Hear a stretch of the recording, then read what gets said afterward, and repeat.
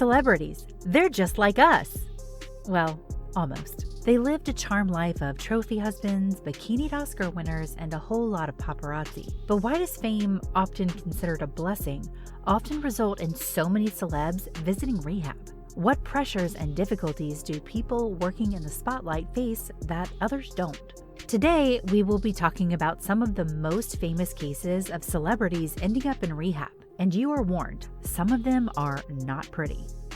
Ronnie Ortiz Magro, the Jersey Shore reality TV star, checked into rehab for alcohol problems and depression. Ronnie underwent the 30-day program at Headwaters at Origins in West Palm Beach, Florida. During his time there, he stayed in one of their high-end villas that cost $6,500 a month, which included private chef services, a private gym, and a tanning bed.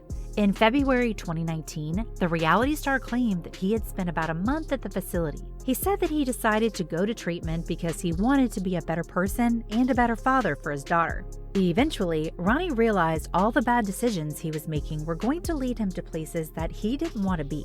He wanted to be led to the place that he is now, that's happy, healthy, and the best role model for his daughter. Ortiz Magro has been open about his struggles with alcohol in the past and sought treatment in 2016 after his ex-girlfriend Jen Harley called police on him for going crazy on her during an explosive fight on the Season 2 finale of Jersey Shore, Family Vacation. The Jersey Shore star recently revealed how he's been coping since leaving rehab. "I'm doing great. I'm happy to be sober," the 36-year-old said. "It was just time for me to take care of me. I had a good run and a good career, but as far as my health goes, I had to do something for myself." Amanda Bynes. Actress Amanda Bynes was admitted to a psychiatric hospital for a 5150 hold in 2013. The former Nickelodeon star had recently been arrested for a DUI, and she was driving with a suspended license at the time of her arrest. Her erratic behavior, including setting a fire to an apartment building, led to concerns about her mental health. Under California law, when someone is a danger to themselves or others, they can be held for 72 hours against their will if they're thought to have a mental illness.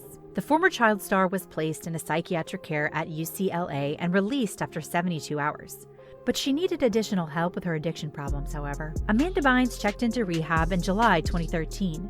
She posted on Twitter that she was doing well before going to thank fans for their support during her recovery process. It's believed the actress tried to take her own life and was found smoking pot before being taken to the hospital. Bynes tweeted earlier this year that she had retired from acting, but she has recently been posting pictures of herself on Twitter looking like her old self, including one where she sports a large afro and purple lipstick. Ben Affleck. Trouble with the law caught up with Affleck in 2001 when he was arrested for being drunk in public. The actor checked himself into a rehabilitation center, later citing alcohol and narcotics as his addictions. Affleck stayed at Promises Rehab Facility for a month, where he underwent 2 weeks of detox, then went to the partial hospitalization program, which involves 3 hours of therapy a day. There, Affleck took part in art therapy and also taught yoga. After his time at Promises, Affleck gave up alcohol for good and began attending Alcoholics Anonymous meetings. He also met with a therapist weekly. The actor has said that he was initially reluctant to seek treatment for his addiction because it was so deeply ingrained in his life. "It's not like I had a drug problem and then I went to rehab and now it's all better," Affleck said. "I was addicted to alcohol. It affected everything, my relationships, my work, my emotions." Affleck said that since he's been sober, he feels more comfortable in his own skin and has been able to focus on how happy sobriety makes him. "For me, there's a lot of upsides," Affleck said. He revealed that he now can enjoy the process of making movies so much more than he ever did when he was drinking. Britney Spears. When she entered rehab, Britney was suffering from severe mental and emotional issues. While at the facility, she underwent residential care and therapy, including group and individual sessions. Her stay was just a few weeks short of 4 months, which cost her parents more than $500,000. During her time there, Britney gained back the weight she lost during her meltdown and displayed some erratic behavior. She reportedly fell out of bed at one point and had to be taken to the hospital.